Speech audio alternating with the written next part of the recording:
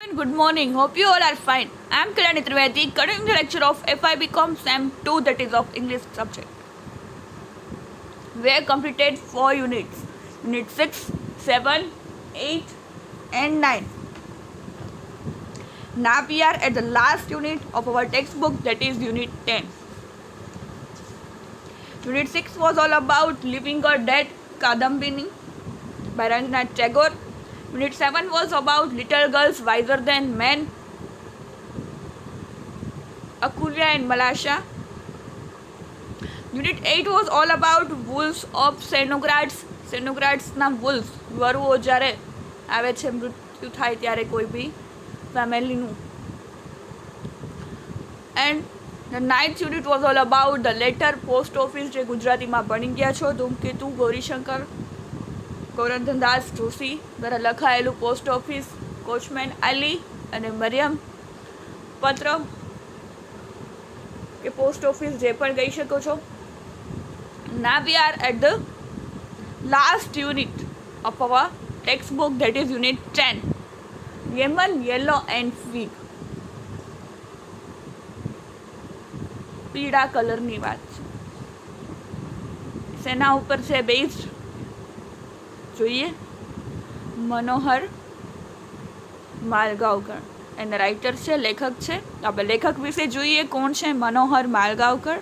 About the author, Manohar Malgonkar 1901માં જેમનો જન્મ થયો હતો અને 2010માં જે મૃત્યુ પામ્યા. Is one of India's noteworthy writers of English novels. ભારતના નોંધનીય લેખક જેમણે ઇંગ્લિશ નવલકથા, short stories of action and adventure, જેમાં સાહસ હોય એવી નવલકથાઓ અને શોર્ટ સ્ટોરીઓ લખી છે. He was born in aristocratic family. એ ધનવાન ફેમિલીમાં જન્મ થયો હતો.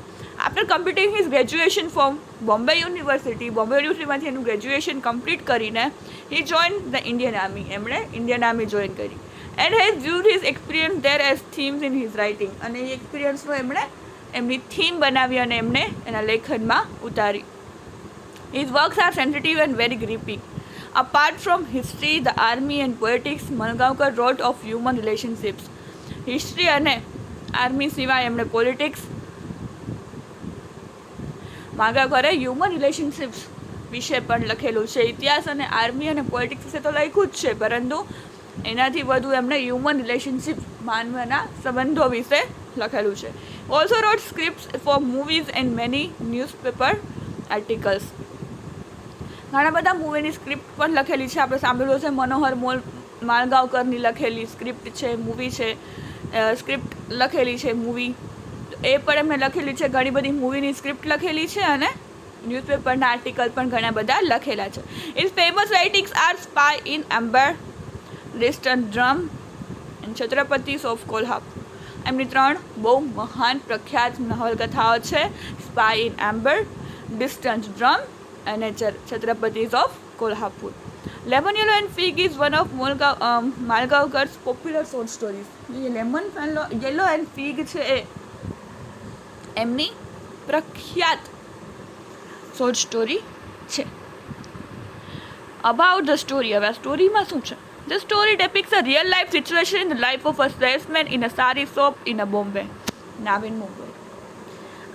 આ શોર્ટ સ્ટોરી છે. આ સ્ટોરી છે એ શું કરે છે? ડેપિક્સ, એનું વર્ણન કરે છે રિયલ લાઈફ સિચ્યુએશનની વાત કરે છે. In the life of a સેલ્સમેનની લાઈફમાં શું ચાલે છે, શું થાય છે. એક સારી શોપમાં કામ કરતા સેલ્સમેન બોમ્બેમાં એની હાલત શું છે, એની સિચ્યુએશન, એની લાઈફની સિચ્યુએશન આમાં વર્ણન કરેલું છે. Mr. Ratnam has employed the salesman for his honest face and pleasant manner. Mr. Ratnam, જે શોપના માલિક છે, એમણે આ સેલ્સમેનને અહીંયા રાખ્યો છે નોકરી માટે. ફોર હિઝ ઓનેસ્ટ ફેસ, પ્રામાણિક. એ ભાઈ જોઈને જ લાગે કે આ પ્રામાણિક છે, કોઈ દિવસ ચોરી નહીં કરે, કોઈ દિવસ કાંઈ ગોટાળા નહીં કરે. એન્ડ અ પ્લીઝન્ટ મેનર, જે રીતે એ બીજા સાથે વર્તણૂક કરે છે, એની મેનર, જે વાત કરવાની, કસ્ટમરને હેન્ડલ કરવાની, એનાથી એટલે ખુશ થઈને એમને નોકરીમાં રાખ્યા હતા. One day, a charmingly young lady, well dressed and well perfumed, came into the shop. એક દિવસ એક સરસ beautiful lady, well dress and well perfume, સરસ મજાનો ડ્રેસ અને પરફ્યુમ લગાડીને શોપે આવ્યા. She bought a lemon coloured silk sari. Lemon કલરની સિલ્ક સાડી લીધી એમણે. And paid the price of ₹40 for it worth with a 100 note. 100 રૂપિયાની 40 રૂપિયાની સાડી ખરીદી અને 100 રૂપિયા આપ્યા. soon after she left અને જતી રહી. another prosperous lady entered wearing the same perfume. બીજી લેડી પણ આવી same perfume લગાડીને. she asked the for a pink color sari અને પિંક કલરની સાડી માંગી. The suspicious salesman recollected the story of how two women used a trick with a 100 note to cheat a salesman. કહે છે બે ladies A Soni not આપી અને 40 રૂપિયાની સાડી લઈ ગઈ. તો કઈ રીતે ટ્રીક કરી ગઈ એ સેલ્સમેનના મગજમાં નહોતું આવતું. Agrawal took a certain precaution to ensure that he did not get cheated in similar fashion. But when his employer Mr. Ratnam conducted a surprise check of funds in a cash box, that day he found ₹100 short. પણ રત્નમ જ્યારે માલિકે આવીને cache box check કર્યું, બધા હિસાબો જોયા તો એમાં 100 રૂપિયા ખૂટતા હતા. The twist in the tale is, although Agrawal was actually an honest salesman, he found it difficult to justify the missing case to his boss. શું કહે છે કે અગ્રવાલ પણ ઓનેસ્ટ માણસ હતો છતાં પણ એને એક્સપ્લેન ન કરી શક્યો કે શું કામ એને એ 100 રૂપિયા ગયા કયા અને એણે લીધા નથી. As a consequence, Agrawal was accused of being dishonest and lost his job. Okay છે આ મુશ્કેલી પડી, મુસીબત થઈ, એના લીધે એને જોબમાંથી ડિસઓનેસ્ટ ગણીને એને જોબમાંથી કાઢી નાખ્યો. There is an ironical twist to the tale, as the fate seems to have stuck to blow to the overzealous Mr. Agrawal. His own honesty and his concern for Mr. Ratnam was in fact the turning point of his relationship with him. Resulting in the loss of his job, Mr. Ratnam appointed Agrawal on the basis of his honest face. Ironically, it was his honesty that caused Agrawal to lose his prized job. શું કહે છે કે એની ઓનેસ્ટીના કારણે mister રત્નમે એમને job આપી હતી, એની સાથે એને રાખ્યા હતા દુકાનમાં, અને એ જ ઓનેસ્ટ ફેસના લીધે એમને અપોઇન્ટ કર્યા દુકાનમાં, પરંતુ એની ઓનેસ્ટી સાબિત ન કરી શક્યા એટલે એમની પ્રામાણિકતા સાબિત ન થઈ અને 100 રૂપિયા કાઢ્યા, એમનો હિસાબ ન મળ્યો એટલે એને જોબ છોડવી પડી અને એને મોટું ભુગતાન કરવું પડ્યું. સ્ટોરી સ્ટાર્ટ થાય છે lemon yellow and fig. I have lost my job. શું કહે છે? I have lost my job. It was a good job too. સારી જોબ હતી. મેં મારી જોબ જતી રહી, હું મારી જોબને ગુમાવી દીધી મેં, પણ એ સારી જોબ હતી. All I had to do was sit in the shop throughout the day and sell saris and choli pieces. That was all we sold. શું કહે છે? આખો દિવસ કરવાનું શું હતું કામ? એમાં સાડી અને ચણિયાચોળીના પીસ વેચવાના હતા, બસ એ વેચે કરવાનું, બીજું કંઈ કામ નહોતું. They were very good sarees and choli pieces, specially woven in Mr. Ratnam's little mill in Bangalore. શું કહે છે? બધી સારી ને ચોલી પીસ બધા સરસ હતા. શું કામ મેડમ? કે એ મિસ્ટર રત્નમની બેંગ્લોરમાં જે મિલ હતી ત્યાં બનીને આવતા હતા. Only sold in Bombay through the shop run by me. અને ક્યાં વેચાતા હતા? ખાલી બોમ્બેની શોપ જે એમની છે એમાં જ વેચાતી હતી ચોલી અને સાડી જે હું અહીંયા વેચતો હતો.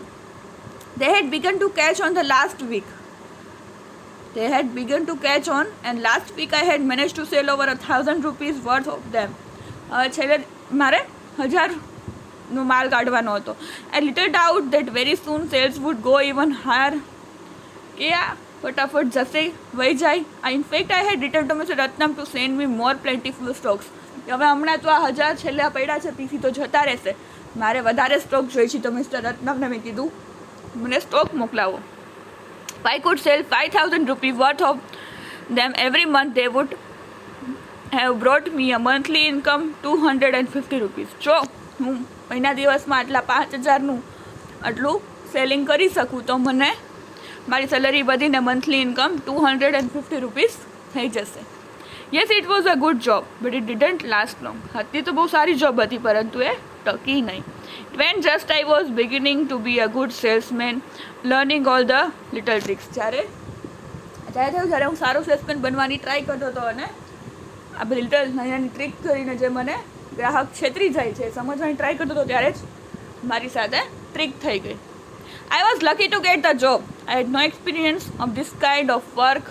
Mr. Ratnam made no secret of the fact that he was employing me purely on a hunch because he thought I had an honest face. શું કહે છે, મારી પાસે એક્સપિરિયન્સ પણ નહોતો, ફ્રેશર હતો, છતાં મિસ્ટર રત્નમે મને લઈ લીધો. શું કામ? એને કે મારો ફેસ ઓનેસ્ટ લાગ્યો એમ કે આ પ્રામાણિક માણસ છે, કોઈ દિવસ કાંઈ લેશે નહીં.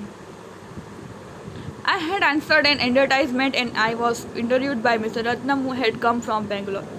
મેં એક એડવર્ટાઇઝમેન્ટ આવી હતી એમાં જોયું અને ઇન્ટરવ્યૂ માટે ગયો અને મિસ્ટર રત્નમે બેંગ્લોરથી જ આવ્યા હતા, એમને મારું ઇન્ટરવ્યૂ લીધું. It was Mister Ratnam who told me I had an honest face. એ જ હતા મિસ્ટર રત્નમ જેણે મને કીધેલું કે મારે ઓનેસ્ટ ફેસ છે. He said he was looking for honest. એ કહે છે કે એ પણ પ્રામાણિક માણસની જ રાહ જોતા હતા. His last salesman in Bombay had run away with some of the case and 6 short silk sarees. 6 bundle silk સારીનો ઉપાડી ગયો અને પૈસા પણ લઈ ગયો, એટલે એને પ્રામાણિક માણસ જોઈતો હતો. Mister Ratnam gave me the job on the spot. એટલે મને આપી હતી all I want is honesty, he said. એટલે મને તરત તાત્કાલિક જોબ આપી, કારણ કે એને કીધું કે ઓલ આઈ વોન્ટ, મને જે જોઈએ છે એ પ્રામાણિકતા જોઈએ છે, જે મને તારામાં દેખાય. Honesty and a pleasant manner with customers. Customer સાથે સારી રીતે હેન્ડલ કરે અને ઓનેસ્ટ પ્રામાણિક રહે પોતાના કામ પ્રત્યે, એવો જ માણસ મને જોઈતો હતો. I will try you out of for a few weeks and if I am satisfied with your honesty, your handling of customers, you can have the job for good. જો હું જોઉં છું few weeks, થોડાક અઠવાડિયું, કે શું કામ કરે છે, કેવી રીતે કામ કરે છે, કઈ રીતે સેલિંગ કરે છે. જો મને સંતોષ લાગ્યો તારી કામથી, તારી પ્રામાણિકતાથી અને કસ્ટમર કઈ રીતે હેન્ડલ કરે છે એ બધું જોઉં હું બધું, તો જોબ તારી.